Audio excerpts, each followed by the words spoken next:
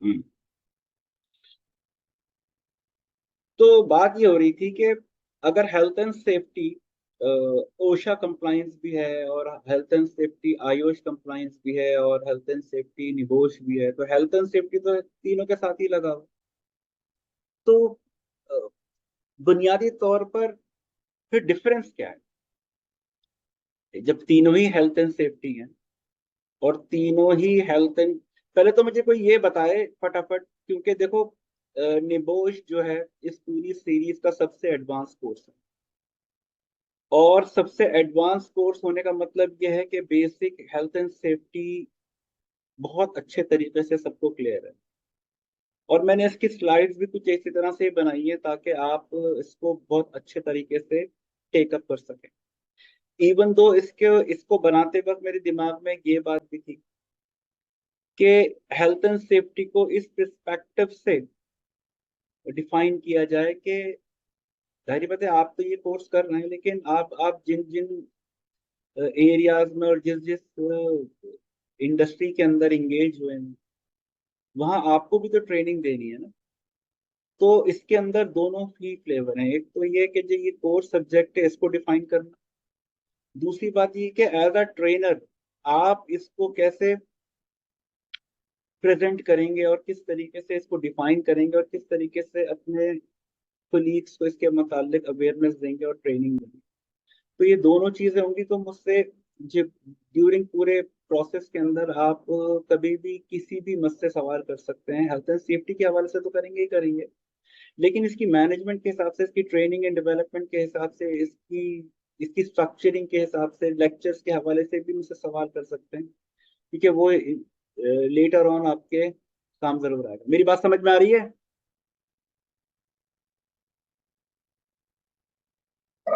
जी sir, आ रही है समझ।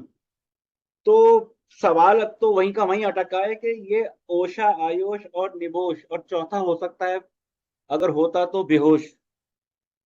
तो ये ओशा, आयुष और निबोश जब सारे हेल्थ एंड सेफ्टी, तो फिर फर्क क्या है? और आप निबोश क्यों कर रहे हैं? आप ओशा क्यों नहीं कर रहे हैं? आयुष क्यों नहीं कर रहे हैं? जल्दी से एक एक करके बताएं ताकि मुझे अंदाजा हो सके कि मुझे ये लेक्चर फिर कहाँ से कंपोज करना है।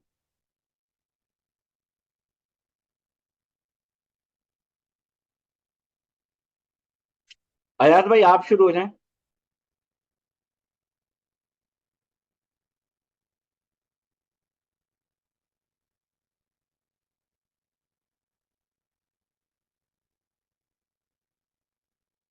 इतनी खामोशी रहेगी तो ये क्लास कैसे चलेगी?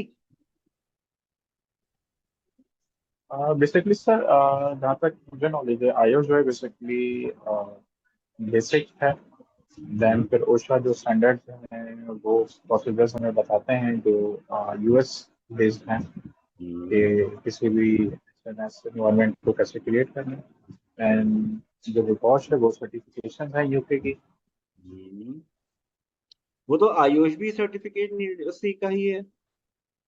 सवाल तो मेरा लेकिन वो ये है, लेवल 2 है ना, आई गेस लेवल 1 या लेवल 2 है आई गेस आयुष। लेकिन देखो ना, नाम तो तीनों के साथ एक ही लगा हुआ है ना। Health and safety OSHA, health and safety Ayush, health and safety NEBOSH. अब ठीक है, एक अमेरिकन स्टैंडर्ड है, चलो डिपार्टमेंट ऑफ लेबर का है, चलो लेजिस्लेशन के अंदर। और आयुष निबोश यूके स्टैंडर्ड्स हैं, कुछ लोग इसको ऐसे भी अंडरस्टैंड करते हैं। और ये निबोश जो है, क्योंकि एग्जामिनेशन बोर्ड है, national examination board of occupational safety and health, तो ये उसी के एब्रीवेशन में आता है। लेकिन फिर भी, अगर मैंने क्या कहा कि पढ़ना तो है, लेकिन अगर किसी ने यही सवाल कर लिया कि यार जब हेल्थ एंड सेफ्टी पढ़ ली है तो हेल्थ एंड सेफ्टी तो कोर है ना, अब उसका एग्जामिनेशन क्या, और वो क्या या क्या नहीं, मतलब अ, तीनों के तीनों जब एक ही चीज पढ़ा रहे हैं, जिसके अंदर एक जर्नल पब्लिक के लिए है, एक इसके लिए है तो हेल्थ एंड सेफ्टी ना। तो मतलब एक में सिर्फ हम ये पढ़ाएंगे कि एग्जामिनेशन कैसे देंगे, और एक में हम ये पढ़ाएंगे कि ये सब चीजें कि पीपीईस क्या है और ये क्या है, मतलब कुछ सेंस भी तो बने इसका। कुछ सेंस ही, कुछ समझो कि कुछ कुछ मिसिंग है, समथिंग इज मिसिंग। कि जब जो अंडरस्टैंडिंग लेवल है उसके अंदर अगर ये लेवलिंग ही है तो वो लेवल क्या है, सवाल तो ये है। क्योंकि सबसे पहले इंटरव्यू में वो आपसे ये पूछेंगे, देखो ये निबोश का, आयोश का या ओशा का सर्टिफिकेट या तो एसडीसी का हो या इंटरनेशनल सर्टिफिकेशन तुम लोग पास कर लो। लेकिन अगर इंटरव्यू में गए तो वहां सर्टिफिकेट आपके एब्सेंस में जवाब नहीं देगा, जवाब आप देंगे। और वो घुमा घुमा कर ऐसे ही सवाल पूछेंगे, इवन निबोश का पेपर भी बिल्कुल ऐसे ही आएगा, वो तो ओपन बुक भी होता है। तो फिर क्यों नहीं निकलता लोगों से? क्योंकि मामला यहाँ पर सिर्फ पढ़ने का नहीं है, अंडरस्टैंडिंग का भी। अगर अंडरस्टैंडिंग हो जाए तो फिर बात ही क्या है। जहां तक अयाज भाई कह रहे हैं, मुझे इससे इख्तिलाफ नहीं है, लेकिन मेरा पॉइंट समझ रहे हैं ऐसे कि मैं क्या कहना चाह रहा हूँ कि ये हेल्थ एंड सेफ्टी जब बिल्कुल तीनों सर, हैं। आप बिल्कुल सही कह रहे हैं। रिसेंटली मैंने सर अटेम्प्ट दी थी निबॉश की, फ्रॉम हाँ। एबेकस कंसल्टेंसी से।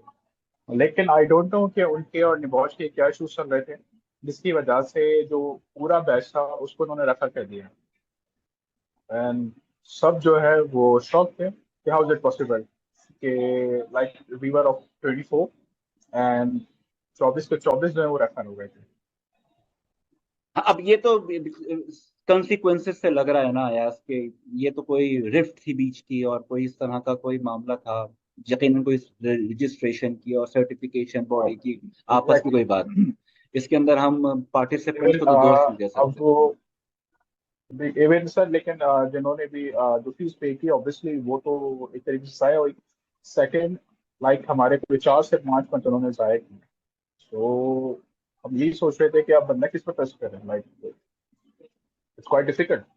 हाँ एग्जैक्टली यार, मतलब तुम पे तो गुजरी होगी तो मैं समझ सकता हूँ कि क्या हालत हुई होगी। क्योंकि आपको डेस्परेटली आप तैयार हुए, कितनी मेहनत की होगी, और फिर जाके एग्जामिनेशन में बैठे और फिर जाकर वहां कहानी कुछ और निकल गई। Exactly sir. पहले तो 1 मंथ इन्होंने शेड्यूल किया, सेवन सेवन पहले तो आई गेस 4 ऑफ अप्रैल था हमारा पेपर। देन उन्होंने रिशेड्यूल किया उसको 7 ऑफ मई, और 7 ऑफ मई को अटेम्प्ट दी। लेकिन उसके बाद जब रिजल्ट आया तो हम लिटरली सब शॉक थे कि कैसे पॉसिबल है।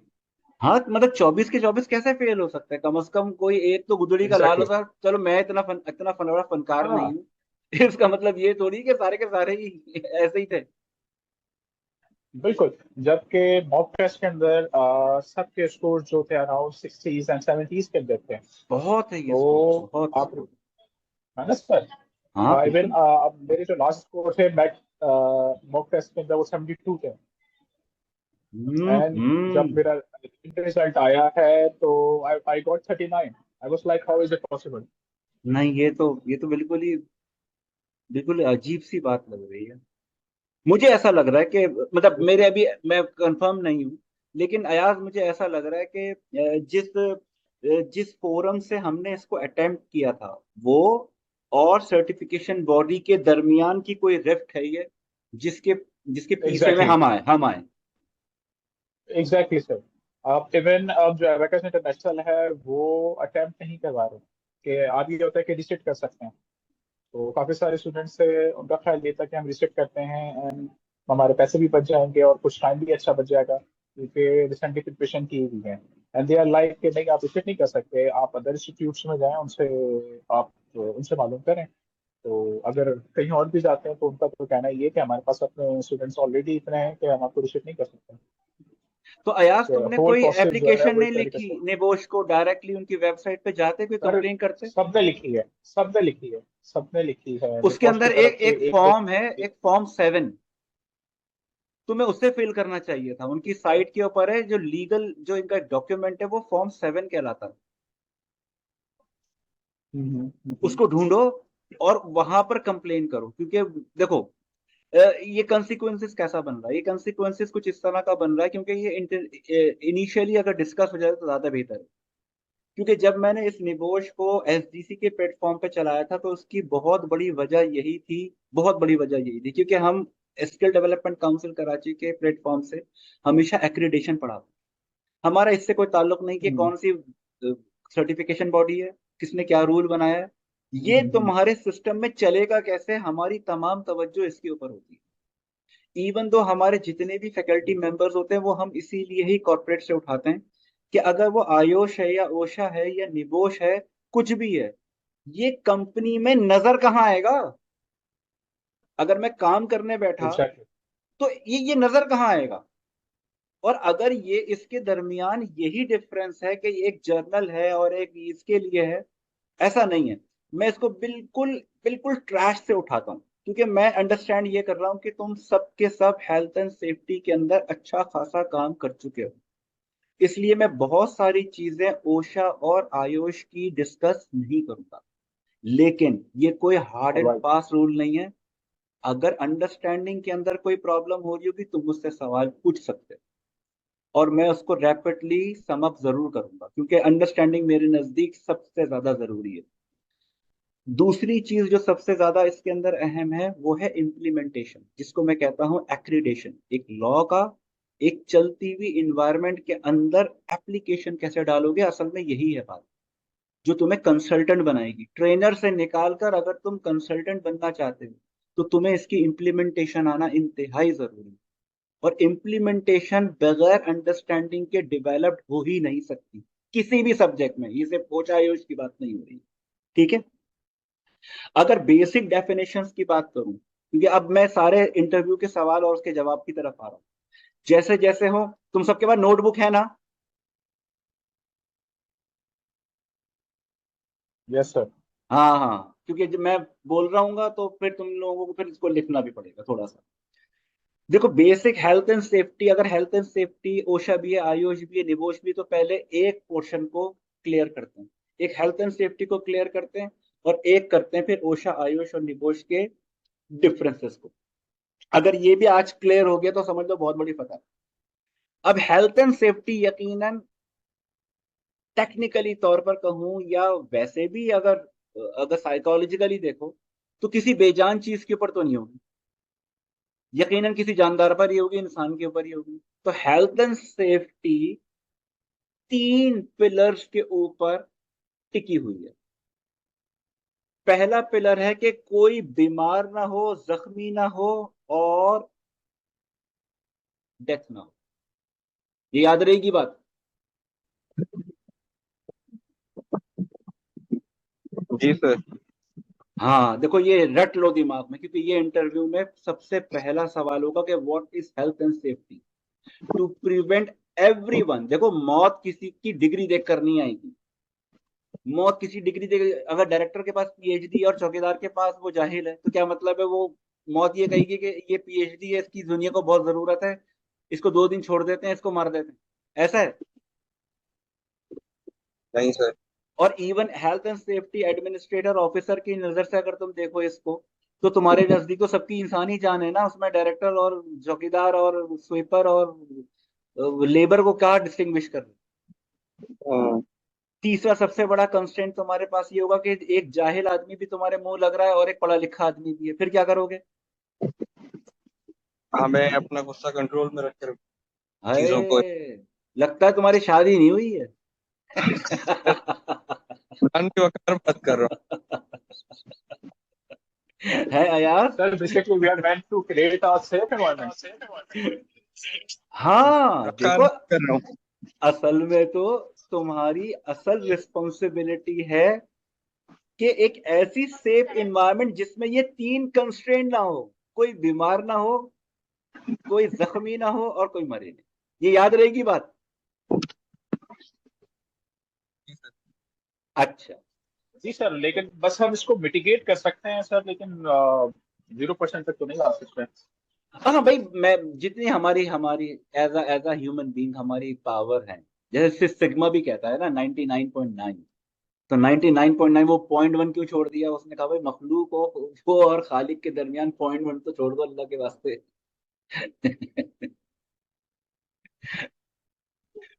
तो लेकिन सर गोरा नहीं समझता ये। देखो, गोरा जो है ना, वो यकीनन क्यों नहीं समझता मैं इसके ऊपर, क्योंकि देखो एक तरफ तुम्हें इस स्लाइड के ऊपर मैनेजमेंट की डेफिनेशन नजर आ रही है, प्लानिंग, प्रोसीजर, इंप्लीमेंटेशन, कंट्रोल। असल में ये अगर देखा जाए तो ये मैनेजमेंट के 4 पिलर हैं। वैसे तो 8 9 होते हैं, मैंने उसको सम अप करके 4 कर दिया है, क्योंकि मुझे इसी पर्सपेक्टिव से कुछ समझाना है, और निबोश से इसका बहुत गहरा ताल्लुक है। क्लियर है? यस। हाँ, जो भी मुश्किल होगी आप मुझसे फौरन मुझे रोक कर पूछ सकते हैं। मैं कतन इस चीज के ऊपर ट्यून अप नहीं हूँ कि मैं अभी कुछ और पढ़ा रहा था आपने कुछ और, क्योंकि बाज़ औक़ात देखो मैं तो पढ़ा रहा हूँ, लेकिन तुम लोग पढ़ते हुए उस वक्त जो सवाल आ रहा होता है ना, अगर तुम लोग रोक लोगे तो ये कंफर्म नहीं है कि ये दोबारा तुम्हें रिकॉल हो जाएगा, क्योंकि वो बात से बात चलती है। मुझे अब आज का टॉपिक पता है, लेकिन मैं इसको पढ़ाऊंगा कैसे, ये सब डिपेंड करता है तुम लोगों पे, तुम्हारे सवालों के ऊपर। तुम लोग खामोश हो जाओगे तो मुझे ऐसा लगेगा कि तुम लोग अंडरस्टैंड कर रहे हो और कोई बहुत इंपॉर्टेंट बात निकल जाएगी और मैं आगे चला जाऊंगा। क्लियर है? सर। अच्छा, अब देखो, अब ये जो अगर हेल्थ एंड सेफ्टी के कोई बीमार ना हो, वही बात अयास की के 100% तो नहीं हो सकता, लेकिन हम तो अपना 100% देंगे ना। अब वो उसका रिजल्ट 100% ना निकले वो एक अलग बात। कोई बीमार ना हो, कोई जख्मी ना हो और कोई मरे नहीं, हाँ। कोई डेथ कॉज ना हो, अगर ये प्रोटोकॉल है तो ये तो हो गया हेल्थ एंड सेफ्टी। अब ओशा, क्योंकि वो एक लेजिस्लेशन की हैसियत रखता है अमेरिका में, डिपार्टमेंट ऑफ लेबर के अंदर एक बाकायदा 1971 में प्रेसिडेंट निक्सन ने इसको अप्रूव किया था। अगर वो किया था तो 1979 के अंदर तो निबोश भी आ गया था, आयोश भी आ गया था ना। तो अब हम इस कैटेगरी में जा रहे हैं कि मैं इसको सिंप्लीफाई कर दूं उस मैनुअल की, और उस मतलब मुख्तलिफ जगह फोरम पे किसी एआई टूल से भी तुम इसको कंफर्म कर सकते हो इसी सवाल को लेकर। इवन चैट जीपीटी से भी पूछ लेना कि जो जो बात हो रही है वो किस पर्सपेक्टिव के अंदर सही जा रही है। देखो, एक जो कंस्ट्रेंट मैंने अभी समझाया बोलते हुए कि एक चौकीदार जो कि पढ़ा लिखा नहीं, या स्वीपर है वो पढ़ा लिखा नहीं, जान तो उसकी भी बचानी। एक तरीका जान बचाने का ये है कि हम ऐसे पैरामीटर्स रख दें जिससे ये जो रिस्क है उसकी सिवियरिटी कम कर दें या उसका हैजर्ड कम कर दें, जो कि तुम लोगों ने आयुष में पढ़ा होगा रिस्क असेसमेंट की इक्वेशन में, जिसको रिस्क इक्वेशन भी कहते हैं। सबको अंडरस्टैंड है रिस्क मैनेजमेंट की इक्वेशन? सर।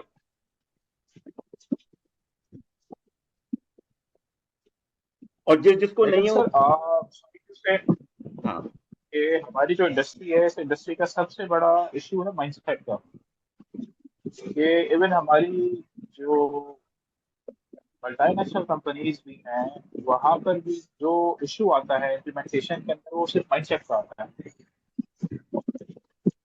देखो यार, बात तुम्हारी अगर लॉजिकली कहूँ ना सही है, लेकिन ऐसे समझो यार कि मेरा इसके अंदर जो बिलीव है वो ये है कि अगर कोई मरता है तो मरने दो। एज अ ओनर अगर मैं कहूँ तो अच्छा यार, देखेंगे इसको, मैं तो जख्मी नहीं हो रहा ना, कोई और ही हो रहा है।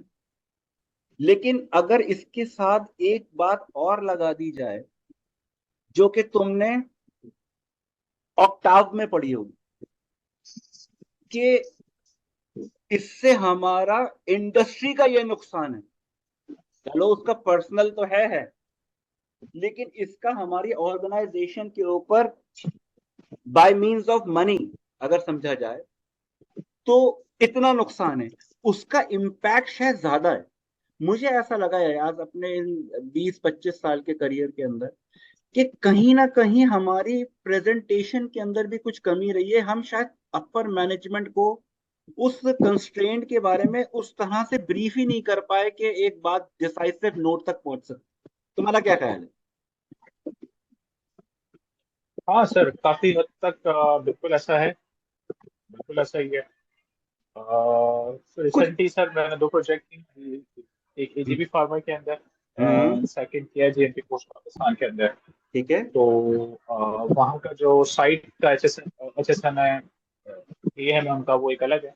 एंड हम्म, जो बेसिकली क्लाइंट है, क्लाइंट की तरफ से मैं अपना, तो हमें हम्म, सर बेसिकली इश्यूज यही आते हैं कि हम जो हमारी लेबर है या वर्कर्स है, आप उनको तो पाबंद कर देते हैं, काफी हद तक वो हम्म, समझ भी जाते हैं।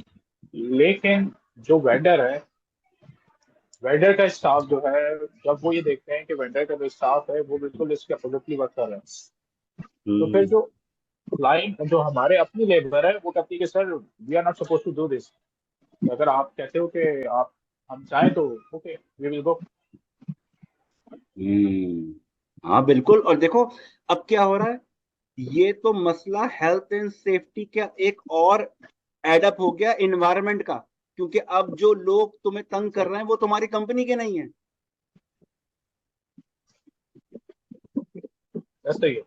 हाँ, तो देखो मैंने ऊपर तीनों तीनों प्रोपोर्शंस रखे हैं, पर्सनल, इन्वायरमेंटल, ऑक्यूपेशनल, इसीलिए रखे हैं क्योंकि मुझे आज इसी के ऊपर कुछ बातें करनी है, क्योंकि पहली पहली क्लास में मैं बहुत ज्यादा नहीं पढ़ाना चाहता। द इंट्रोडक्शन है कि कौन सी चीज क्या है और क्या नहीं है। लेकिन ऐसे समझो कि जब हेल्थ एंड सेफ्टी क्लियर हो गई, तो अब इसको ऐसे एग्रीगेट दिमाग में बिठाओगे अंडरस्टैंडिंग के लिए, कि अगर मैं उसी बात को दोबारा रिपीट करूं कि एक आदमी की हिफाजत हम करें, क्या ये बेहतर नहीं है कि उसे ही कुछ सिखा दो कि वो अपनी हिफाजत किसी किसी ऐसे इवेंट के अंदर खुद कर ले? ये ज्यादा बेहतर अप्रोच नहीं है? बेहतर है बिल्कुल सर। सर, बट इट है ना? Tax budgeting and time. हाँ बिल्कुल। तो अब क्या हुआ कि जब ये ओशा डेवलप्ड हुआ ना, 1970s में बना था ये, समझो फेब मार्च 71 के अंदर ये फिर एक लेजिस्लेशन की हैसियत बन गया था। उस वक्त का डेटा अगर मैं आपको शेयर करता ना, तो उस वक्त तकरीबन 5600 जो डेथ कैजुअलिटीज है वो सिर्फ अमेरिका में रिपोर्टेड हो रही थी ओशा से पहले। अच्छा, दूसरी चीज, जो ओशा की आउटलाइन है वो बिल्कुल चेंज है आयोश से, और जो आयोश की आउटलाइन है वो चेंज है निबोश से। तो हम ये भी नहीं कह सकते कि ये तीनों हेल्थ एंड सेफ्टी तो है लेकिन एक जैसे हैं। अगर एक जैसे तो आउटलाइन चेंज क्यों है? ये तीसरा सवाल आ जाएगा। तो इसको हम ऐसे समझते हैं कि जो ओशा है वो है सबसे सबसे सबसे लोवेस्ट लेयर है, जिसके अंदर पढ़ाने की टेक्निक और मटेरियल और तमाम चीजें, यानी कि तमाम फर्स्ट, तमाम पीपीई, तमाम evacuation plan, fire fighting, hazardous material, और आपका ये जो भी इवैक्यूएशन प्लान, वो सब का सब पढ़ा दिया जाता है ओशा के अंदर। और ये इसलिए पढ़ा दिया जाता है क्योंकि वो अंडरस्टैंडिंग लेवल के हवाले से समझा रहा हूं कि वो सबसे लोएस्ट ट्रेड है। इसकी ट्रेनिंग भी ज्यादातर ज्यादातर वीडियो से और मूवीज से और पिक्चर से होती है, क्योंकि अगर हम इसको बहुत हार्ड कोर लॉ और रिटर्न में रखेंगे तो जो इन्वायरमेंट के अंदर जो अनएजुकेटेड लोग हैं फिर वो कैसे अंडरस्टैंड करेंगे? मकसद क्या था ओशा बनाने का? मकसद ये था कि लोअर से अपर ट्रेल, यानी कि अगर फर्ज करो, मैं एक मिसाल दूं, जैसे मैं हमेशा देता हूँ, जैसे गुल अहमद टेक्सटाइल, गुल अहमद टेक्सटाइल के अंदर तकरीबन एक शिफ्ट के अंदर 7 साढ़े 7 हजार वर्कर्स तो काम कर रहे हैं, इंक्लूडिंग सारे शिफ्ट मैनेजर और डायरेक्टर और सब। जो 7,500 के 7,500 अफराद जो कोर्स करेंगे वो ओशा है,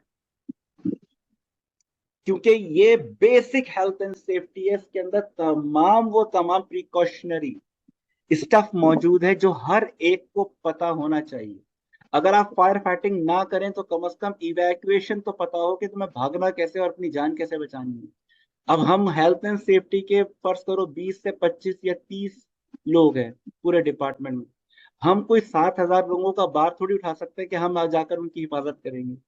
तो यकीनन कुछ ना कुछ ड्रिल्स, कुछ ना कुछ ट्रेनिंग तो इन सब की करानी पड़ेगी, ताकि ऐसे किसी मौके के ऊपर ये अपनी हिफाजत जो प्रिकॉशनरी तौर पर हमने इनको सिखाया ये खुद कर सके और हमारा काम आसान हो सके। मतलब हम अपनी आसानी पैदा नहीं कर रहे, हम इन्हीं की जान की हिफाजत के लिए बात कर रहे हैं। आयात बात समझ में आ रही है? जी। अच्छा, जी सर आशीष। अब इस ओशा, क्योंकि ये वर्किंग सारे आ गए हैं, इनको कोई ना कोई तो इंस्ट्रक्शन देता होगा, इनकी असेसमेंट करता होगा, चेकिंग करता होगा, मेंटेनिंग करता होगा, हर चीज की डॉक्यूमेंटेशन खास तौर पर किसी ना किसी के हाथ में तो होगी। ये होंगे सुपरवाइजर, और ये सुपरवाइजर्स पूरे के पूरे डिफाइंड होते हैं, और ये पढ़ाई पढ़ी जाती है आयोश के अंदर। कि एज अ सुपरवाइजर आप कैसे असेसमेंट शीट बनाएंगे, आप जो रिस्क का मैट्रिक्स है वो कैसे डिफाइन होगा, हेरा क्या चीज है तो ये क्या चीज है, तो 10 चीज है उसके अंदर, और वो तमाम डॉक्यूमेंटेशंस के अंदर हम मेंटेनिंग करते। तो लोअर को हमने एक एक चीज समझा दी है। उसकी सर्विलेंस के लिए जो सुपरवाइजर है, जो पढ़े लिखे लोग भी हैं, क्योंकि ये जो आप इंडेक्स बनाएंगे और आइडेंटिफिकेशन, रिस्क आइडेंटिफिकेशन मैट्रिक्स बनाएंगे, वो एक पढ़े लिखे आदमी का काम है, ये जाहिल आदमी तो नहीं कर सकता। तीसरी चीज, अब बिल्कुल। अगर मैं सॉरी टू इंटरप्ट सर। हाँ हाँ यार। हाँ सर, ये जो आयुष की आप बात कर रहे हैं, ये लेवल 6 की बात कर रहे हैं जी या 3.2 की बात कर रहे हैं? जी जी जी जी जी। तो ये जो ओशा से थोड़ा डिफरेंट है और उसकी आउटलाइन भी डिफरेंट है, उसकी एक बहुत बड़ी वजह ये है कि ये डिजाइन किया गया है सुपरवाइजर्स के लिए हेल्थ एंड सेफ्टी के अंदर, जो कि डॉक्यूमेंटेशन, रिकॉर्डिंग और एमएसडीएस शीट सब सब इन्हीं के ही हाथ में होती है। क्लियर है यार ये बात? जी जी सर। सर। अच्छा, अब तीसरी समझो, ये जितनी भी डॉक्यूमेंटेशन कर रहे हैं इसकी यकीनन इंडोर्समेंट तो होगी। मैं ऐसे तो अपने पल्ले से नहीं बना सकता, कोई भी रिस्क मैट्रिक्स नहीं बना सकता कि मैं पढ़कर आया था और मैंने ये बना दिया और ये बड़ा जबरदस्त है। भाई आपसे, आपने इसको इम्प्लीमेंट करने से पहले किससे पूछा और किस रूल के तहत आपने इसको बनाया? आपको ये बनाने की जरूरत कैसे हुई और आप इसको इम्प्लीमेंट कैसे कर सकते हैं? यकीनन कोई ना कोई तो पीछे बैकअप होगा, कोई पॉलिसी का। ये तमाम पॉलिसी जो कि आयुष वाले को जाती हैं, ये निबोच देता है। इसलिए जी इसको राइट सर। इसलिए कहते हैं इसको प्रोफेशनल ट्रैक। तो ठीक है सर। अब खुद समझो अयाज कि तुम्हारी रिस्पॉन्सिबिलिटी यह है कि तुम ऑर्गेनाइजेशन की हेल्थ एंड सेफ्टी की पॉलिसी बना रहे हो। जी अब पॉलिसी बनाते वक्त उसका ड्राफ्ट क्या होगा, किस तरीके से सेक्शंस होते हैं, जब तुम्हें ओशा ही नहीं पता तो तुम पॉलिसी क्या बनाओगे? जब लोअर ट्रेयर जिसके ऊपर ये पॉलिसी इंफोर्स होगी, पॉलिसी तो गई सुपरवाइजर के पास, सुपरवाइजर ने इम्प्लांट कर दी पूरे इन्वायरमेंट के अंदर। तो जब आप इन्वायरमेंट की हेल्थ एंड सेफ्टी नहीं जानते पूरे के पूरे ऑर्गेनाइजेशन के अंदर, लोअर टियर के अंदर कंस्ट्रेंट क्या है, उनके उनके मसले मसाइल क्या हैं, और ये क्या है फायर फाइटिंग और क्या है फर्स्ट एड, जब यही नहीं पता तो मैं इसकी पॉलिसी क्या बनाऊंगा?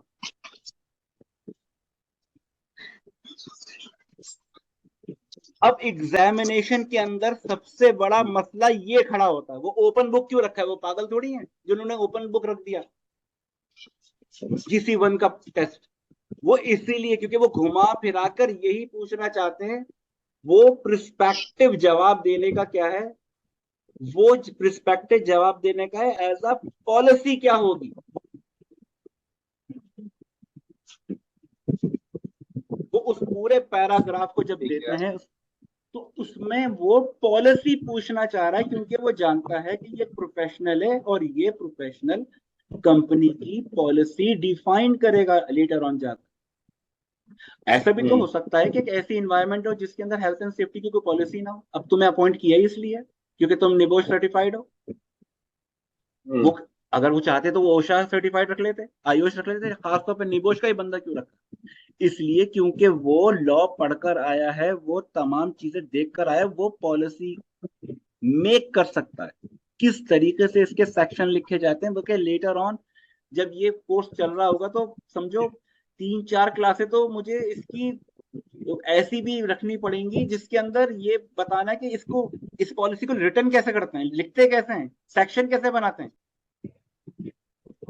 क्योंकि सोचो अगर डायरेक्टर लेवल और मैनेजर लेवल का कोर्स है, अगर वो इसको पॉलिसी को बना नहीं सकता तो फिर कौन बनाएगा, जब मैनेजर ही नहीं बना सकता तो हेल्थ एंड सेफ्टी पॉलिसी बनाते वक्त तुम्हारे पास दोनों ऑप्शंस होंगे। पॉलिसी बन रही है ओशा के लिए, लेकिन ये जाएगी आयोश को ताकि सुपरवाइजर समझे और फिर उसको इंप्लीमेंट कराएं। तो तुम्हारे पास पॉलिसी के अंदर दोनों के गैप कवर हो रहे हो, दोनों बातें होंगी, ऑपरेशनल भी और सुपरविजन भी। या अंदर की बात समझ में आई भाई? जी सर। सर अच्छा, अब अगर ये तीनों चीजें, इसमें कोई कोई क्वेश्चन तो नहीं है ओशा, आयुष और निबोश के अंदर, बस ऐसे समझना एक जर्नल हेल्थ एंड सेफ्टी के लिए तमाम को करनी जरूरी है, एक सुपरवाइजर्स के लिए है और एक ऑफिसर्स के लिए डायरेक्टर लेवल का कोर्स है जो निबोश है। क्लियर है? सर जी सर। अब इसके जी सर अंदर, क्लियर है। अब इसमें ये भी देखो कि तुम्हें इसकी कॉम्पिटेंसी रिक्वायर्ड क्यों है।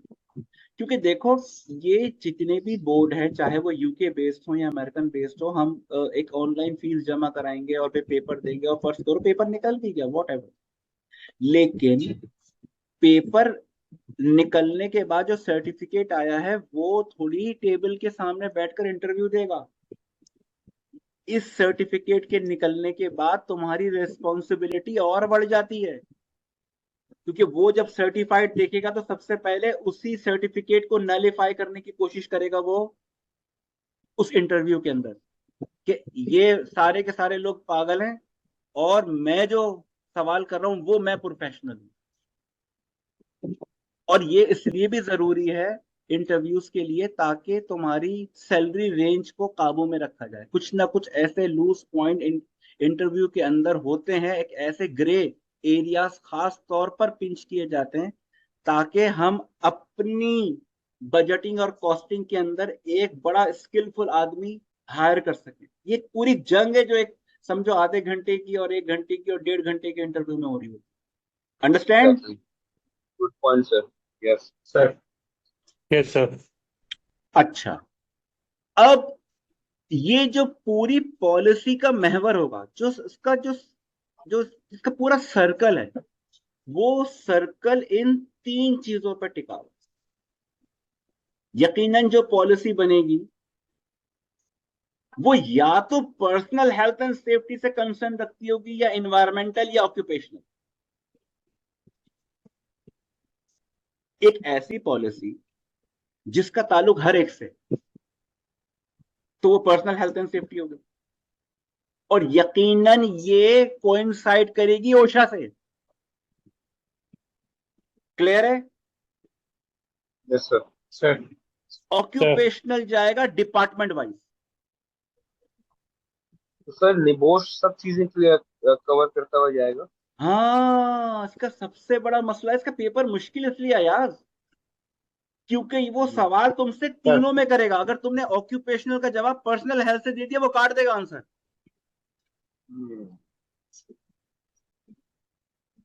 जो उसका इंटरनल इंजन है ना, जो आर्किटेक्चर है, उसी को ही मैं समझा रहा हूं आज। तुम्हें सवाल देखकर समझना होगा कि ये सवाल पर्सनल हेल्थ एंड सेफ्टी से कंसर्न है या इन्वायरमेंटल या ऑक्यूपेशनल, और उसके ऊपर जो पॉलिसी है वही डिफाइन करनी पड़ेगी। उस पेपर में पॉलिसी के अलावा कोई बात मत करना। तो सर ये प्रोफेशनल पेपर्स जो दिए जाते हैं वो हाँ। आई गेस आप जब कॉर्पोरेट लेवल को ज्वाइन कर चुके होते हैं कॉर्पोरेट एनवायरनमेंट को, और इन हम्म। चीज़ों को आप प्रैक्टिकली इम्प्लीमेंट करवा रहे होते हैं, तो आई हम्म। गेस उस टाइम पे वो प्रोफेशनल पेपर अपीयर होना चाहिए आई गेस सो। या क्योंकि चीज़ों की समझ होगी उस टाइम पर, ये पता होगा, हम डिफरेंशिएट कर सकते हैं कि एनवायरनमेंट के लिए, ऑपरेशनल के लिए, या पर्सनल हेल्थ सेफ्टी है। नहीं वकार, ऐसे देखो, ही सर। देखिए मेरे बच्चे, देखो तुम जो बात कर रहे हो वो बहुत बहुत आइडियलिस्टिक बात है। क्यों? क्योंकि अगर वो इस तरह का कोई पर्सपेक्टिव बना देंगे तो कमाएंगे कैसे? जब हम्म, तक एक आदमी दो दो तीन तीन दफा अटेम्प्ट नहीं करेगा तो फायदा है उनको क्या? बिजनेस सर भी तो मतलब समझो, टाइम, बिजनेस सर भी तो मतलब समझो। टाइम अगर। वैसे वैसे सही कह रहे हो कि जिसका हम्म, एक्सपीरियंस हो 3 से 4 5 साल का, वो हम्म, इसको बहुत अच्छे तरीके से मैनेज कर लेगा, इस पेपर को भी, उस पढ़ाई को भी। लेकिन हम्म, उन्होंने अपने मैनुअल में अपनी साइट पे कहीं ये वो नहीं रखा, उन्होंने सिर्फ एक लफ्ज लिखे फॉर हम्म, प्रोफेशनल। अब मैं प्रोफेशनल हम्म, सप्लाई चेन का हूँ 20 साल से, यस। तो प्रोफेशनल तो हूं मैं। और इवन दो हम्म, जितने भी इस वक्त ऐड हुए हैं सबके सब हैं, तो वो ऐसे ही है सर। प्रोफेशनल का लफ्ज डुअल डूबियस नेचर का बन रहा है ना, कि प्रोफेशनल क्या, हम्म, हेल्थ एंड सेफ्टी का प्रोफेशनल या अपनी फील्ड का प्रोफेशनल। मैं तो डॉक्टर भी हूँ, इंजीनियर भी हूँ, सब प्रोफेशनल्स तो हैं हम। तो वो इस लफ्ज के को कैश कराते हैं ना। अगर वो ये बात लिख दें जो तुम कह रहे हो, तब तो बात जी मामला ही खत्म हो जाए, क्वालिफिकेशन के अंदर ही आ जाए। एग्जैक्टली, सही बात है, सही बात है। तो अब ये जो, सर मतलब, हाँ यस, हाँ जी हाँ जी हाँ, सर, कंटिन्यू कंटिन्यू करें सर, प्लीज आप कंटिन्यू। अब इसका मतलब ये हुआ कि मैं बात को यहां ले जा रहा हूं कि तुमने इसके जो भी जवाब देने हैं वो रखने हैं कंपनी की पॉलिसी कैसे बनेगी। वो तुमसे कंस्ट्रेंट डिस्कस कर रहा होगा, हमारी कंपनी में ये हो गया। तो आप उसके जवाब के अंदर अगर ये लिखेंगे कि हमें उस वक्त जो है अपनी फायर फाइटिंग की टीम को मोबिलाइज करना चाहिए था, और जो हेल्थ एंड सेफ्टी ऑफिसर था उस साइट के ऊपर, जो टीम लीडर था, उसको ये करना चाहिए था, ये करना चाहिए था, वो ये पूछ ही नहीं रहा। वो तो ये पूछ रहा है कि अगर इस कंस्ट्रेंट हो गया तो इस पे कंपनी की पॉलिसी क्या कह रही है। क्योंकि वो अपनी मर्जी से थोड़ी कर सकता, जब कंपनी की पॉलिसी ही नहीं बनी होगी तो वो कैसे इंप्लीमेंट करेगा। अयाज, बात समझ में आ रही है? बिल्कुल सही है। तो देखो, लेकिन सर जितने मैंने बात की है उसमें, सॉरी, जी कि जी, उसमें जो सिनेरियो होता है वो इस तरीके से होता है कि पॉलिसी जो होती है वो तो आउटडेटेड होती है, या फिर जो ट्रेनिंग होती है वो प्रॉपर होती है, या पीपीई प्रॉपर नहीं होती। हम्म। देखो, हर दफा तो नहीं हो सकता ना, ये तुम्हारी बात है, एप्लीकेबल होती है कि कब हमने किया था, लेकिन फिर एक पॉलिसी बनानी पड़ेगी आपको कि हर ये जो जितनी भी पॉलिसी हेल्थ एंड सेफ्टी की, हर 3 क्वार्टरली ये रिवाइज होगी, कमेटी बैठेगी, कमेटी डिस्कस करेगी, फिर उसके मिनट्स ऑफ द मीटिंग बनेंगे, उसके बाद वो डॉक्यूमेंटेड होंगे। ये एक एक चीज तो बनानी पड़ेगी। तुम्हारा सर्टिफाइड होकर वहां जाने का मकसद क्या है? यही तो मकसद है, और क्या है। बिल्कुल। इवन तुम्हें कल्चर भी तो बनाना है ना, सेफ्टी कल्चर दिबोश की ही आउटलाइन के अंदर है। ये ना आयोश के अंदर है, ना ओशा के अंदर है। अगर हेल्थ एंड सेफ्टी कल्चर की बात होती है ना, तो कल्चर सिर्फ निगोश की आउटलाइन के अंदर ही है। वो कह ही इसलिए रहा है, कल्चर का मतलब ही यही है कि वो पॉलिसी का हिस्सा हो गया।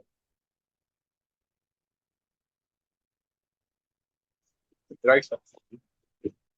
समझ में आ रही है? तो हमने क्या किया, जी सर। हमने इस पॉलिसी को 3 चीजों में तोड़ दिया। यानी कि पॉलिसी बन सकती है पर्सनल हेल्थ एंड सेफ्टी के ऊपर, एक सेक्शन उसका ऐसा हो, एक सेगमेंट उसका पूरा ऐसा हो, एक पूरा का पूरा पैराग्राफ उसका ऐसा हो। दूसरा हो ऑक्यूपेशनल, यानी कि डिपार्टमेंट वाइज। तो इसको लिखकर इस पे एक एरो बनाओ और उस पे लिखो कि occupational health and safety concern करती है डिपार्टमेंटल हेल्थ एंड सेफ्टी को। अब वो एचआर है, मार्केटिंग है, प्रोडक्शन है, आईटी है, हर एक का अलग अलग अलग जैसा वर्किंग है, वैसा ही उसके ऊपर पॉलिसी बनेगी। क्लियर है?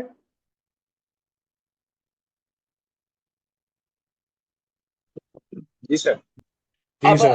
अब अगर मैं पॉलिसी बना दूं कि एचआर वाले जब भी बैठेंगे तो सेफ्टी हेलमेट और सेफ्टी बूट पहन के बैठेंगे, तो बावले ही लगेंगे सब बैठकर।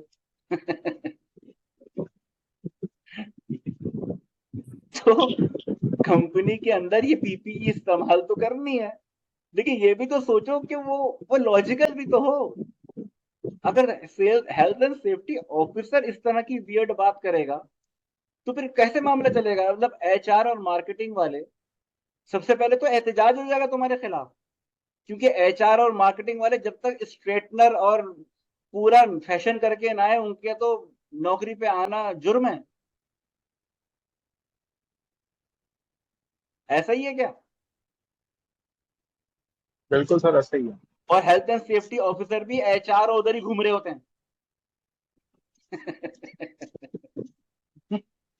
ऐसा ही है सर। हाँ, उनको तो सर माफ होता है ना। माँ, असल में हम हैं गुंडे। हम डायरेक्टर के रूम में भी घुस सकते हाँ, हैं, बात सारी है।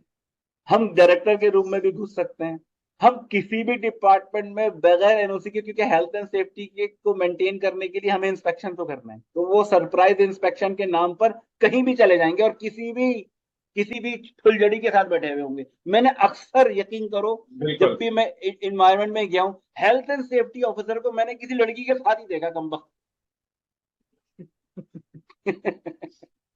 लेकिन सर सबसे वर्स्ट थिंग जो मुझे इस पाकिस्तान इंडस्ट्री के अंदर लगती है वो ये है कि एचएनएस बिल्कुल जो आपने जिसमें कहा कि गुंडा होता है, लिटरली वो गुंडा होता है। उसका काम सिर्फ ये होता है कि अगर आप कहीं पर मिस्टेक कर रहे हैं या कुछ को प्रॉपर फॉलो नहीं कर रहे हैं, तो उसका काम जस्ट इतना होता है कि ठीक है आप अपना काम बंद कर रहे हैं and just move out from the premises. हम्म। जबकि जब मैंने डिबॉश किया तो उस वक्त और इसकी इसकी रीजन भी सर बड़ी अच्छी सी थी हम्म। कि जब मैंने एक जगह मैं क्लाइंट के पास गया तो वहाँ का जो एचएसएम मैनेजर था उनके टोर कुछ आउट थे एंड आई वाज लाइक कि ठीक है। मैंने कहा कि आप अपने टोन पे थोड़ा कंट्रोल रखें एंड देन मैंने उसे कहा था कि कोई बड़ा मसला नहीं है, निपॉश हो जाएगा, कोई इतनी बड़ी चीज नहीं है। हम्म। एंड जब मैंने एडमिशन लिया एंड सो ऑन, तो उसके बाद से वो बहुत हद तक काबू के अंदर है। और उनका काम भी सर यही था कि वो आते थे, उनका काम ये था कि भाई इसके अंदर ये इशू है, ये इशू है, एंड लेटर ऑन कि भाई आप काम बंद करें, ठीक है आप जाएं, हम आपको मेल कर देंगे आ जाए। तो ये एक बड़ी अजीब सी चीज है कि हम उस चीज को सही करने की जगह हम ये कहते हैं कि बस आप काम बंद करें और आप बाहर जाएं।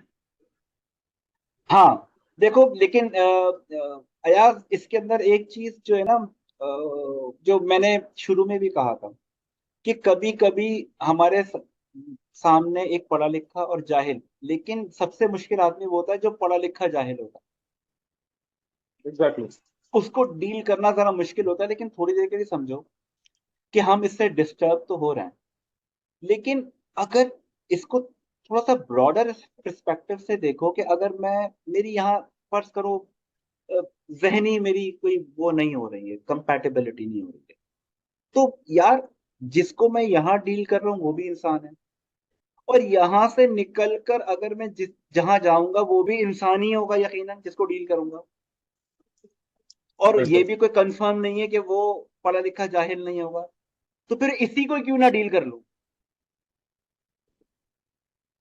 क्योंकि डील मुझे कहीं सही। रिस्क लेकर कहीं और भी जाना है, वो भी इंसान ही होगा।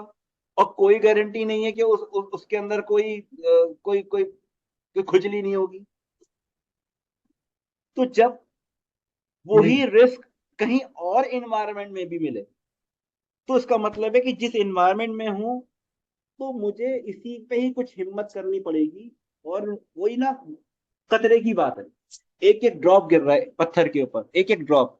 हर कतरा अगर ये सोचने लगे कि मुझसे क्या होगा, इतना सख्त पत्थर है, लेकिन मुसलसल मुसलसल कतरे मुख्तलिफ एक एक करके गिर रहे हो, तो उसमें भी गड़ा पड़ जाता।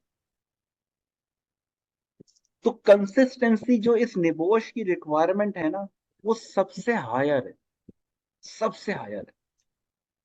कोई भी पॉलिसी जब भी तुम बनाओगे, उसकी कंसिस्टेंस होना बहुत जरूरी है।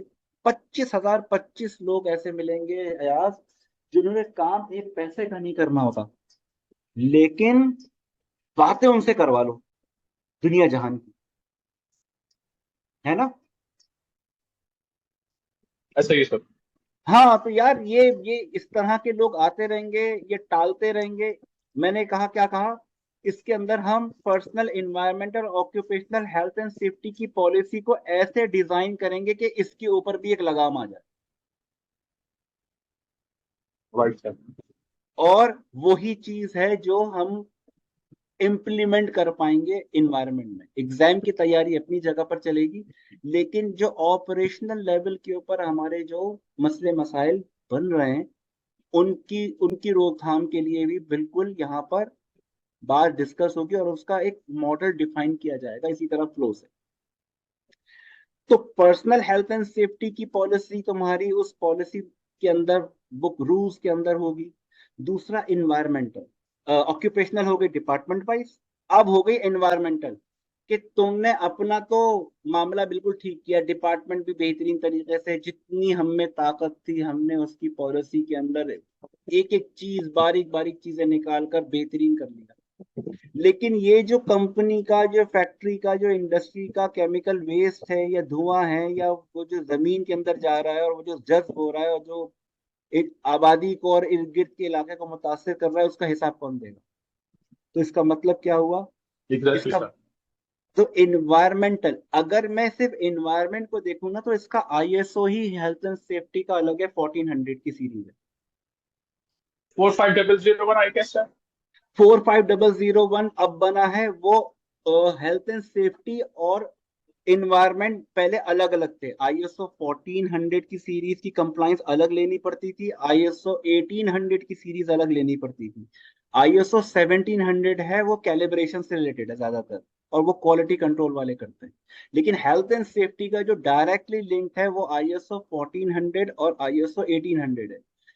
कंपनी को मसला ये हो रहा था यार कि वो पहले ऑडिट कराएं 1400 का, फिर कराएं 1800 का, डबल डबल पैसे भरे और फिर दो दफा ऑडिट और अजाबे जान, रिन्यूअल दो दो। इन्होंने बिल्कुल। मिलाकर एक ही आईएसओ कर दिया, आईएसओ 45001। Right sir. ठीक है, तो इसका मतलब क्या हुआ कि निबोश पढ़ाते हुए मुझे किसी हद तक आईएसओ 45001 भी कुछ मुझे दिखाना पड़ेगा। मैं बहुत तफसील से इसको नहीं पढ़ाऊंगा क्योंकि इसका कोर्स सिर्फ 45001 का जो है वो समझो 3 महीने का है। 3 महीने, चार, 1 महीने की उसके अंदर प्रोजेक्ट होता है जो देता हूँ, उसके बाद वो बच्चे फिर उसको करते हैं और पास करते हैं। सिर्फ 4 महीने 45001, और वो सिर्फ वो पढ़ सकते हैं जो कि ओशा आयुष एटलीस्ट पानी की तरह उनको आता हो। क्योंकि अगर वो उस वक्त लॉ पढ़ते वक्त वो ऑपरेशन के सवाल करेंगे तो क्लास कहीं की कहीं चली जाएगी। इवन ये निबोश की क्लास में भी हो सकता है कि अगर कोई बेसिक चीज लड़ गई तो मैं अटका हुआ हूंगा पॉलिसी के हवाले से, और उसको ऑपरेशंस का ही नहीं पता। तो हिंट दे दूंगा, कुछ चीजें दे दूंगा, कुछ ना कुछ चीजें बनाता रहता हूँ, वो फिर एडिशनल तौर पे दे दूंगा, लेकिन बहुत तफसील से गुफ्तगू नहीं हो सकेगी। निबोश के कोर्स के अंदर हम यही अंडरस्टैंड करते हैं कि आप ओशा आयुष की तमाम कंप्लाइंस को बहुत अच्छी तरीके से जानते हैं। अब ये जो पॉलिसी है, ये पॉलिसी तो निबोश बेस्ड है। अब वो तो कुछ भी कहो, सम हाउ इंटरनेशनली रिकॉग्नाइज है, लेकिन है तो प्राइवेट इंस्टीट्यूट ना यार, कोई फेडरल गवर्नमेंट का लॉ थोड़ी है। लेकिन जो WTO ने डेवलप किया है हेल्थ एंड सेफ्टी को, वो है 45001। तो जब तुम कंपनी की पॉलिसी बनाओगे तो उसके अंदर इंटरनेशनल आईएसओ तुम्हारे पास उसकी समझ होना बहुत जरूरी है।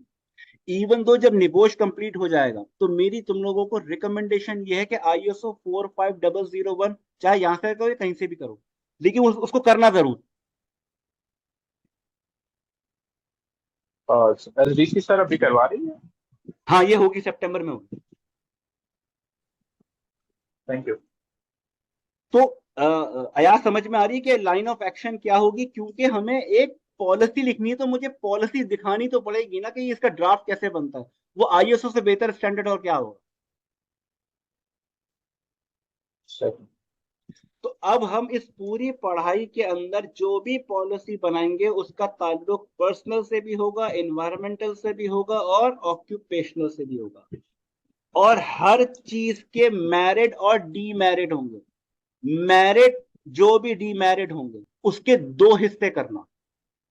एक हमारी विद इन ऑर्गेनाइजेशन, और एक है उसकी अपनी जो गुडविल है, जो उसकी जो एक समझो एक इंप्रेशन है। ऐसे समझो मैं ये कहना चाहता हूं कि, हाँ सर। वकार तुम कुछ कह रहे हो। जी सर।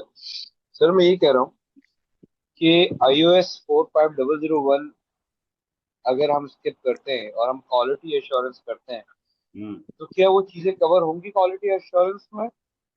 हाँ, टेक्निकल सवाल है वकार। देखो आईएसओ जो 9001 2015 है, ये आईएसओ की सीरीज के अंदर सबसे पहला आईएसओ। इसके 17 सेक्शन है, 10 इसकी हेडिंग्स हैं। ठीक सही है। है ना, जो मतलब जब ये इसकी तो है तो तकरीबन समझो 41 42 सेक्शन है ये 10 कैटेगरी के अंदर। ये 10 है बेसिक।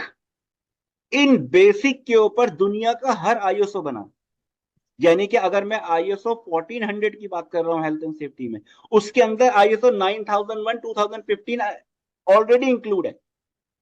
ओके, मतलब हम ठीक है। क्वालिटी एश्योरेंस करते हैं तो उसमें सब चीजें कवर हो जाएंगी। No, no, quality control and insurance अगर करोगे तो सिर्फ आईएसओ 9001 2015 कवर होगा। ठीक 14 है। या 24500 पढ़ने के लिए क्वालिफिकेशन चाहिए मुझे, यानी कि अगर मैं सिर्फ वो 4 महीने क्यों लगते हैं, इसलिए क्योंकि ये 42 सेक्शन आईएसओ 9001 2015 के, फिर आईएसओ 4500 के अपने 45 सेक्शन है, तो ये मिल मिलाकर 100 हो गए, इसलिए 4 महीने लगते हैं। क्योंकि 4-5 भी नहीं समझ में आएगा जब तक 9001 2015 समझ में आए, क्योंकि वो बेसिक इंजन है। ओके, तो सर क्या पहले करना चाहिए? अगर जिसने क्वालिटी कंट्रोल पढ़ा हुआ है और आईएसओ 9145 है, किया हुआ है, उसको समझ लो वो हाफ हाफ वे तो पार कर चुका है। अब उसको बेसिक आईएसओ तो आता ही है, जिससे फंडामेंटल है, जो हर आईएसओ के साथ है। बस उसको वो तमाम के तमाम वो सेक्शन 45 सेक्शन जो 45001 के हैं वही पढ़ने पड़ेंगे। लेकिन जिसने उस क्वालिटी को नहीं किया, वो पहले 9001 से 15 को पढ़ेगा, फिर जाकर 45001 समझ में आएगा ओके, उसको। मतलब सर अगर हम बात को कंक्लूड करें, सॉरी आपकी बात सर मैं डिस्ट्रैक्ट कर रहा हूँ। सर अगर हम बात को कंक्लूड करें, तो हम क्वालिटी एश्योरेंस करने के बाद हम आईएसओ 45001 किया जा सकता है, तो हमें थोड़ा सा टाइम हाँ, कम हो जाएगा, कम क्योंकि हो बेसिक जाएगा नॉलेज और हो वो जाएगी। डायरेक्टली रिलेटेड है। देखो, जान का ओके। खतरा तो सप्लाई चेन का है। अगर देखा जाए एनवायरनमेंट के अंदर, सिर्फ मैन्युफैक्चरिंग थोड़ी है, क्या लॉजिस्टिक्स नहीं है, क्या वेयर हाउसिंग नहीं है, और क्या वहां मटेरियल की हैंडलिंग नहीं हो रही है, क्या वहां सेफ्टी प्रिकॉशंस की जरूरत नहीं है? ये हेल्थ एंड सेफ्टी इतना खतरनाक टॉपिक है, ये हर जगह पे, चाहे इंटरनेशनल ट्रेड हो, सप्लाई चेन का भी कोई टेयर हो, चाहे प्रोक्योरमेंट हो, लॉजिस्टिक्स हो, मटेरियल हो, या वेयर हाउसिंग हो, ये सब की जगह जाकर टकराएगा। ये आईएसओ भी टकराएगा और ये भी टकराएगा। तो अभी एक समझो, मेरे अंदाजे के हिसाब से अभी 1 साल की कम से कम पढ़ाई है, एक के बाद दूसरा, दूसरे के बाद तीसरा कोर्स। और देखो, ये तुम उसी वक्त कर सकते हो जब इसको अंडरस्टैंड करके जाओगे। मेरी जितनी भी एनर्जी होती है वो ये होती है कि मेरा बच्चा इंटरव्यू में कुछ नजर ही कुछ और आता। सर्टिफिकेट को नहीं मानता मैं, चाहे वो इंटरनेशनल हो चाहे वो एसजीसी का हो। मैं तो जबान को मानता हूं, अंडरस्टैंडिंग को मानता हूं, जो उस वक्त इंटरव्यू के दर में की टेबल पे उस साइड से आ रही। वो सारी बातें तुमसे ऑपरेशंस की करेंगे, अपने रियल टाइम चलते हुए कंस्ट्रेंट डिस्कस करेंगे, और वो उसी के लिए ही तुम्हें हायर कर रहे हैं। तुम उनके लिए फायदेमंद हो तभी वो पैसे देंगे तुम्हें। तुम्हारा सर्टिफिकेट कहाँ का है, यहाँ का है, वहां का है, या इंटरनेशनल का है, इससे कोई फर्क नहीं पड़ता। क्या ख्याल है यार? बिल्कुल तो इसको, दिमाग को मैंने चढ़ाया ही पहली क्लास के ऊपर इसी इसी वे पे, कि देखो हम सब चीजें, जब भी हम इन तमाम हेल्थ एंड सेफ्टी को पढ़ रहे होंगे, लेकिन हम इसकी पॉलिसी कैसे डिफाइन करेंगे? वो पॉलिसी डिफाइन करना और वर्कर्स को इंस्ट्रक्शन देना दो अलग अलग बात है। इंस्ट्रक्शन देने का काम तो आयुष कर रहा है, लेकिन आयुष को जो हम पॉलिसी रटा रहे हैं, वो फिजिकली भी और ऑपरेशनल लेवल पे जरा डिफरेंट मीनिंग रखती है, डिफरेंट टेक्निक रखती है, डिफरेंट स्कीम है इसकी। और वो स्कीम इन तीनों चीजों पे अटकी हुई, पर्सनल, इन्वायरमेंटल, ऑक्यूपेशनल। अगर तुम्हारे बनाई हुई पॉलिसी इन तीनों चीजों से कंप्लाइंस है, तो इसका मतलब है कि ये एक मुकम्मल हेल्थ एंड सेफ्टी पॉलिसी है। अब इसमें कमी हो सकती है। ऑक्यूपेशनल के अंदर तुमने, फर्ज करो ऑक्यूपेशनल हेल्थ एंड सेफ्टी के हिसाब से तुमने 5 पॉइंट्स, 5 सेक्शन मुतारिफ कर, और जरूरत एक छठे की भी थी, ये चलेगा। लेकिन ये नहीं हो सकता कि कंपनी के पॉलिसी मैनुअल के अंदर सिर्फ इन्वायरमेंट और ऑक्यूपेशनल की बात हो, पर्सनल की बात ही नहीं है। ये तो आईएसओ सर्टिफाइड ही नहीं हो सकेगा। अगर कंपनी आईएसओ सर्टिफिकेशन की तरफ गई और उसने तुम्हारी हेल्थ एंड सेफ्टी की पॉलिसी उठाकर देख ली, और इन तीनों फ्लेवर को उसने महसूस नहीं किया, या इसमें से कोई कम हुआ, मामला खराब हो जाएगा। 4500 की कंप्लाइंस नहीं मिल सकेगी। 4500 की कंप्लाइंस के लिए ये तीनों फ्लेवर होना उस पॉलिसी में जरूरी है। कम हो सकते हैं, फ्लेवर जरूर होगा, कैटेगरी जरूर होगी, तीन। अंडरस्टैंड? सर। Yes sir. कोई सवाल पूछो जल्दी से।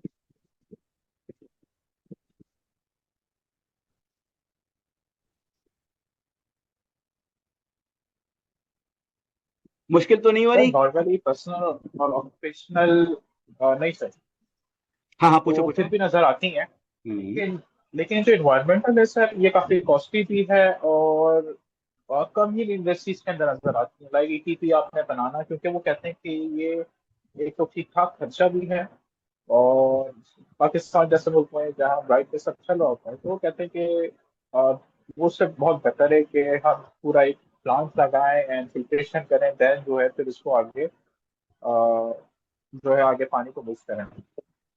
लेकिन तुम इसको भी तो देखो यार, जैसे हुआ भोपाल के अंदर यूनियन कार्बाइन के साथ, भाई अंडरग्राउंड केमिकल टैंक ही फटा था ना, 60,000 लोगों की हम्म। कैजुअलिटीज हुई। और हुआ क्या, पूरे एशिया से लाइसेंस कैंसिल हुआ। ये अभी मैगी के साथ हुआ है वहां पर, 2 साल पहले, कोविड से पहले। उनका सही। सीईओ अमेरिका से आ गया कि हेल्थ एंड सेफ्टी का मसला बन गया, क्योंकि जो प्रोडक्ट दे रहे हैं उसके अंदर कुछ मसाले ऐसे हैं जो कि कैंसर कॉज कर सकते। तो वो जो स्लैंग है कुरान का है ना, जिसके अंदर तुम्हें जन्नत की बहारें भी दिखाई हैं, लेकिन उसके अंदर फिर जहन्नुम की आयतें भी हैं। तो हमें भी अपनी अपर मैनेजमेंट को समझाने के अंदर दोनों फ्लेवर, बेनिफिट्स और इसका नुकसान क्या हो सकता है। नुकसान तो सबसे बड़ा यही है कि सही सर, यहां तक तो बात सही है, पाकिस्तान की हद तक तो सही है बात, लेकिन अगर हमने इसके ऊपर तवज्जो नहीं दी तो हम कभी भी, ना अभी ना कभी, ऐसी फर्म में नहीं आ सकते जो कि एक्सपोर्टिंग फर्म कहलाए।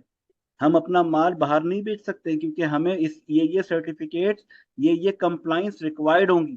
तो बड़े रन में देखिए, अगर हम इसमें थोड़ी सी इन्वेस्टमेंट कर भी रहे हैं या इसके ऊपर कुछ मामला सोच भी रहे हैं, इसका सबसे बड़ा फायदा ये है कि पाकिस्तान में तो आप पाकिस्तानी रुपीज में कमा रहे हैं, लेकिन वहां डॉलर आ रहा है। तो कहीं ना कहीं तुम्हें कोई बहारें दिखानी पड़ेंगी और कहीं का नुकसान दिखाना पड़ेगा। एक समझदारी से एक बड़ी जबरदस्त किस्म की प्रेजेंटेशन हो जो कि पूरी बोर्ड ऑफ वर्किंग कमेटी को मुतासिर कर सके। मैंने शुरू में ही कह दिया था कि एक बहुत बड़ी वजह जो मैंने देखी है, मैं मुख्तलिफ कंपनीज में जाता रहता हूँ पढ़ाने के लिए, मेरी पता नहीं कितने लोगों से इन 20 सालों के अंदर बातचीत हुई होगी। मैंने, अगर मैं, मेरे दिमाग में ये बात कहीं अटक गई है तो उसकी वजह कोई ना कोई होगी। मुझे ऐसा लगता है कि हम शायद बहुत अच्छी प्रेजेंटेशन नहीं दे पाते। ओनर अपना फायदा देख रहा होता है, वो देख रहा होता है कि मेरी कॉस्ट इससे बढ़ रही है, लेकिन ये कॉस्ट अगर, ये समझा दो उसे कि कॉस्ट तो लग रही है लेकिन ये रीपे होगी, ये आपको पे ऑफ करेगी और डबल करेगी, तो शायद मामला कुछ समझ में आएगा। क्योंकि देखो, जिन लोगों ने इसको इम्प्लीमेंट किया है, क्या उनकी कॉस्ट नहीं लगी? उनकी भी तो लगी है। तो जैसे मैंने ये मिसाल दी यूनियन कार्बाइन की,